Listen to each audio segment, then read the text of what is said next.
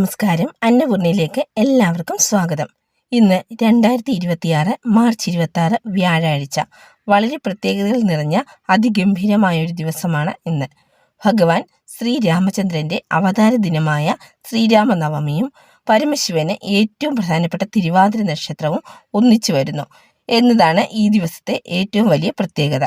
ഈ പുണ്യദിനത്തിൽ നാം അനുഷ്ഠിക്കേണ്ട ചില പ്രധാന കാര്യങ്ങളും അവയുടെ ഫലങ്ങളും നമുക്കിന്ന് ചർച്ച ചെയ്യാം.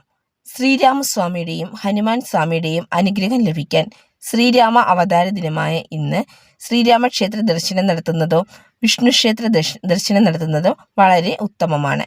ഭഗവാന് അവൽ നിവേദ്യം സമർപ്പിച്ച് പ്രാർത്ഥിക്കുന്നതും ഉത്തമമാണ്. ശ്രീരാമ ഭക്തനായ ഹനുമാൻ സ്വാമിക്കും ഏറെ പ്രിയപ്പെട്ട ദിനമാണ് ഇന്ന്.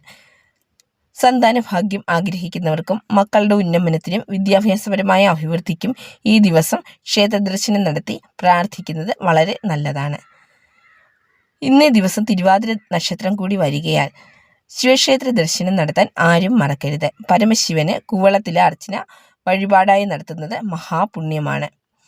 മഹാദേവന് ഭാഗ്യസൂക്ത പുഷ്പാഞ്ജലി നടത്തുന്നത് ജീവിതത്തിൽ അപ്രതീക്ഷിത ഭാഗ്യങ്ങളും ഐശ്വര്യങ്ങളും സർവകാര്യ വിജയവും കൊണ്ടുവരും.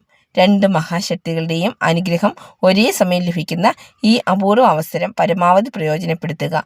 ക്ഷേത്ര ദർശനം നടത്താൻ പരമാവധി ശ്രദ്ധിക്കുക. എല്ലാവർക്കും ഭഗവാന്റെ അനുഗ്രഹം ഉണ്ടാവട്ടെ.